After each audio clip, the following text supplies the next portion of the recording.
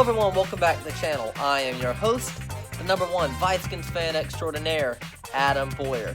Thanks so much for dropping by the channel, and today you are going to get to watch, or rather listen to, PrimeTime episode number 2 as I again interview my cousin Luke Boyer. We are recapping the NFL Divisional Round and previewing the championship games, giving our prediction, and hope you enjoy the video. Should be a fun time. Thanks for watching.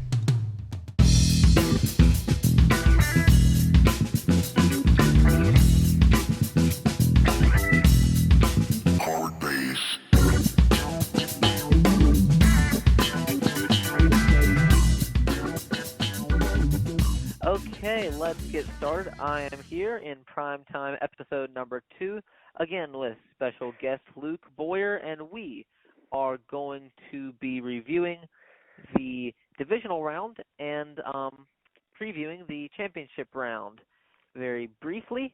So thanks for listening in. Luke, thanks for coming again on the podcast. Not a problem. Glad to be here. So, I went 4-0 in my divisional round predictions. I did not miss a team, including predicting one. Yes, Luke was 1-3, but don't hold that against him. It's the first episode of Primetime that he is predicting on. You know, the pressure's real. So, we're going to recap the divisional round in just a moment. And first, so Luke, give me your thoughts on the first game, which was Bengals and Titans. Well, I think one thing that's interesting to consider here is that we are going into the championship games this coming weekend with not a single number one seed remaining. Yeah. Also, since 2003, interestingly enough, this is the first time that either Tom Brady, Ben Roethlisberger, Aaron Rodgers, or Drew Brees have not played in a title game. I think particularly with the Bengals-Titans game, full disclosure, I had not watched that, but I have seen, I think a lot of their success over this season, not just this game, has come from them being a new team, kind of having a new chance at life, if you will, with a young quarterback, a growing receiver core with Joe Mixon and Jamar Chase. I think they have the potential to be I won't say dynasty, but a good team from now on. I think Joe Burrow taking the leadership role and kind of carrying that team has been crucial for them throughout the season. Also, just checking the highlight reels earlier today, I'm not convinced Derrick Henry was at 100% functionality. Oh no, definitely not. I think, and he was still playing well, but I think first game back from the injury that sidelined him most of the year. It's just he wasn't ready to play at that full capacity, and he played well. He played decent, but he was not able to be there for him as much as he usually was. Yeah, and I will say I've thought Ryan Tannehill's underrated for a long time, and he gets less respect than he deserves. But he did cost the Titans that game. It was a rough game for him. He threw the ball well for most part, but man, some of those mistakes he made were just awfully costly. There were some costly picks, and a couple of them. In the end. Oh yeah, so we need to move on, but. I will say, how about Evan McPherson, the Bengals rookie kicker? He has been clutch, and he came in again. He has been on the money. He has been.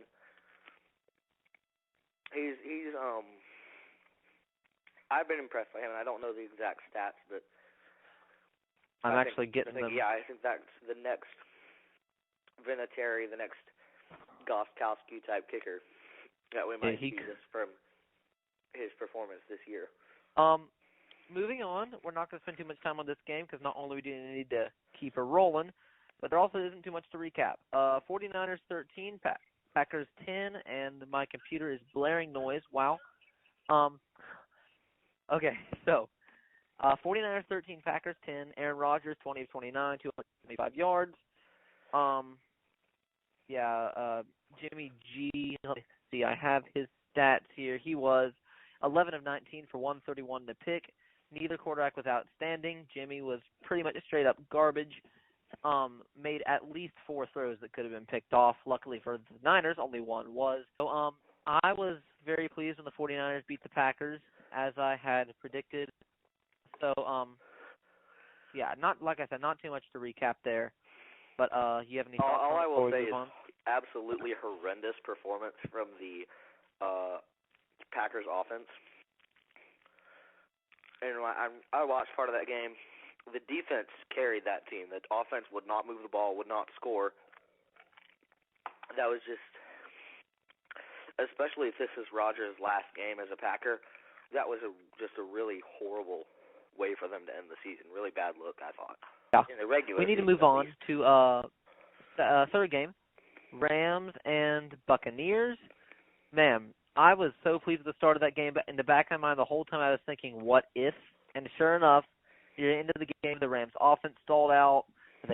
Sean McVay started being conservative, and as a Vikings fan and with Mike Zimmer, formerly as the head coach, I know all about that and the places that will take you. But, man, so when the Bucs tied that game up at 27, I was thinking, okay, they've got 43 seconds and a timeout. Could they do it? And then on the first play after that, Stafford fumbles the ball and then ends up going down. They have to burn their timeout. Then on the next play, I think it was Carlton Davis maybe, on Cooper Kupp ended up slipping, and Kupp was able to get to the sidelines. And then the huge deep bomb, that had me so excited. It was a perfectly placed ball by Stafford, who had a tremendous game, and then Cooper Kupp, who also had a huge game. Great catch, and then they're obviously able to get down and spike it and have Matt Gay hit the field goal. So, very briefly, give us your opinion recap. So, like I said last podcast, Brady is known for his fourth quarter magic. But again, the Bucs, they have to start. There's been a theme all year. They have to start the offense rolling early, and if they don't, they will not get it running well enough. And they did eventually get it running, but if they had had it running from the start, they would not have had to come back from a 3 touchdown deficit of 27-3, and that's what killed them, is just that they had such a huge mountain to climb, and even though they did tie it, the Rams still were able to go down and get a field goal. So, not great play from Tom Brady or the Bucs offense as a whole, I thought. Brady held the ball for way too long. The offensive line just got devoured by the Rams, Yeah. the defensive line of the Rams, and that's partially because they have players like Von Miller and Aaron Donald, and partially because the Bucs offensive line has been somewhat plagued with injuries this year. Tristan Wirfs is an example, but I don't think that was really an excuse. And lastly, for that game, the big takeaway, I think Matthew Stafford, by the numbers maybe not, but just by the way his team has played this year and by the way he's led that team, I think he is, I'd say, definitely top-tier quarterbacks in the NFL. I think he's up there with the Mahomes, the Brady, the Josh Allen, because and the reason I think we haven't seen that is because he's been handicapped on a team that has been absolutely horrible for years now. But I think now that he's finally with a team that gives him the opportunity to succeed, that gives him the opportunity to rise higher than 6-10 every year, he's able to make the plays and he's able to do something with a team like that. So I am very excited to see what we get out of Matthew Stafford in the years to come. Yes. And now real quick, I'm going to allot about 1 minute to this game because there's so much to recap and there was so much to preview, which we did in our last podcast, ended up going really long. But the the Bills and Chiefs, man, what a game that was. The problem is you can't even start. We're not going to be able to finish. So I just want to say kudos to Chiefs offense. I'm not going to give kudos to their defense because they did not play well. But yeah, congratulations to the Chiefs for getting an NFL record 4 years in a row. They're hosting the AFC Championship game, and that is crazy. But and then kudos to the Bills too. They fought well. If their defense had been facing maybe anybody other than Patrick Mahomes, they had 13 seconds and what? I think maybe 2 timeouts, maybe 1 timeout. If their defense could have held them for 13 seconds, they would have gotten the dub. But instead, they end up getting the field goal. Chiefs get the ball coming out of overtime, and you knew they weren't going to be stopped. So great game by the Chiefs. Luke, give me maybe a 30-second, 1-minute recap. Well, I think exceptional game by both teams. I'm very impressed with Josh Allen, very impressed with Patrick Mahomes, but I'm not surprised with the outcome. I knew it would be close, but what a game, though. Possibly the best game of the 2021 NFL season, in my opinion. Yeah. And yes, Chiefs, obviously, for hosting AFC championship games in a row now. And I think one thing to note, the bigger picture aside from this game, this is the future of the NFL. That game was the future of the NFL that we saw, was the future that was time traveling into the future of the NFL, because quarterbacks like that, the young quarterbacks with that talent and that leadership is what the NFL is going to be built off of. We've already seen quarterbacks like Brady, Breeze, Rodgers, Roethlisberger are not going to be playing forever, and those are the new Tom Brady's, those are the new GOATs, those are the new 7-ring quarterbacks of the NFL, and I think it's just cool to watch that kind of taking place and kind of seeing NFL history take place before our eyes. Indeed. So, great recap. We're moving on to the section in the podcast I like to call the 5-minute recap.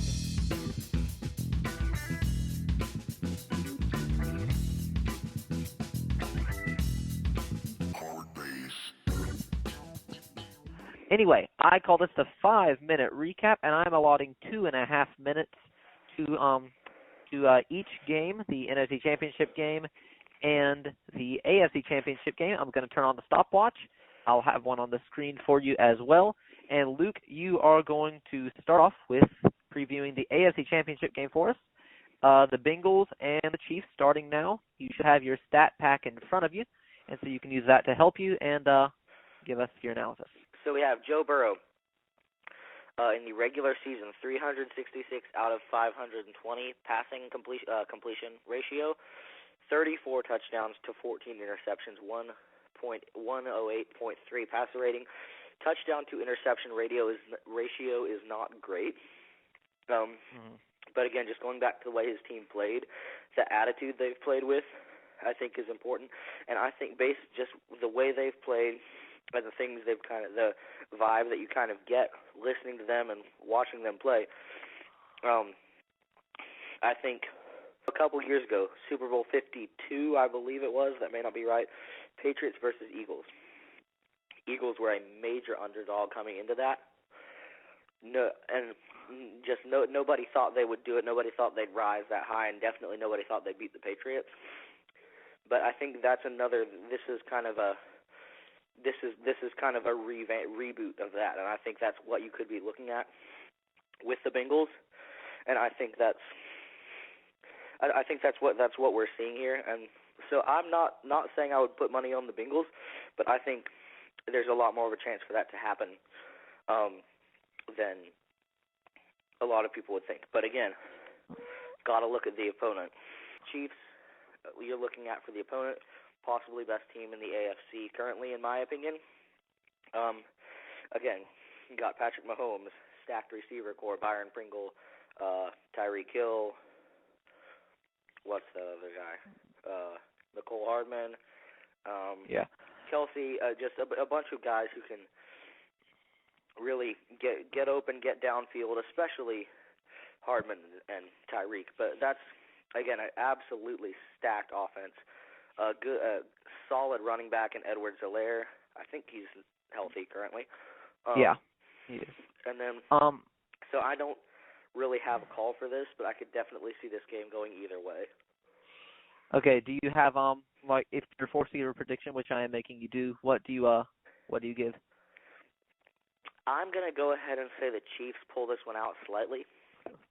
I think we could see another game-winning field goal scenario, another overtime scenario. Yeah. But I think that is your 2 minutes. So there we go. I'm going to stop that. I'm going to contribute real quick.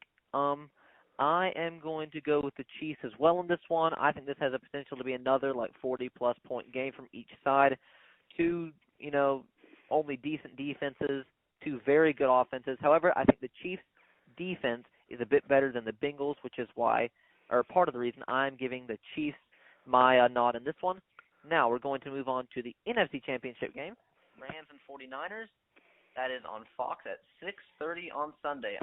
I'm going to preview that one real quick, and then I will ask you for your opinion as well. So I will go ahead and start my timer and go. There we go. So the Rams, I'm just going to start off by saying they are my pick in this one. At Stafford, last week versus Tampa Bay, lit it up. 28 of 38, 366 yards, 2 touchdowns, a passer rating of 121.2. And the number I'm going to zero in on, 0 picks. 0 of the costly mistakes that has plagued Stafford through much of the latter half of the year. Cam Akers, obviously not back at full health. He was running at just 2 yards per carry, 24 attempts, but just 48 yards. And that's just that stout Buccaneers, I think, D-line coming into play. Then, of course, you have Sony Michel, who had over 208 carries in the regular season, ran for 845 yards and 4 touchdowns. And then, of course, obviously, the man who needs no introduction, Cooper Kupp, last week, again, lit it up, 9 receptions, 183 yards, and a touchdown. So, yeah, I'm going to give the Rams the edge in this one. The 49ers were lucky to win that game against Green Bay, and if they can't get their rushing game going and get their offense going better than they did last week, they're going to lose this one, and it's probably not going to be close. I'm almost out of time. Luke, give me a very quick analysis and your prediction for this game. If you just take their performances in the divisional round, you had a Rams team who played absolutely phenomenally most of the game, in my opinion, versus a 49ers team who squeaked by, not because they played exceptionally well, but because of the absolutely dreadfully horrible play of their opponent. And that's what I think it comes down to. I don't think the 49ers are a Super Bowl quality team this year, or even that big of a playoff quality team this year. And so I don't think that one's going to be particularly close. I think you're looking at maybe like a 28, like a 31-21 kind of scenario, you know, a couple or three, 4 touchdowns, a field goal type thing for the Rams. I don't think you're looking at something very close. Yeah, okay. Real quick, very interesting stat is that Sean McVay, while he's been head coach of the Rams, has never beaten the 49ers. Luke, thank you so much for participating in episode 2 of Primetime, and we will definitely be having you back on here shortly. That's awesome, Adam. Thank you so much, everyone, for watching the video. Hope you enjoyed. Please don't forget to subscribe. There should be a button appearing on the screen right about now, and you can click that to subscribe. There should also be a playlist of maybe 1 or 2 videos popping up. You can watch those as well. Thank you so much for your support and watching the channel. I'm the Vikings fan, and I am out of here.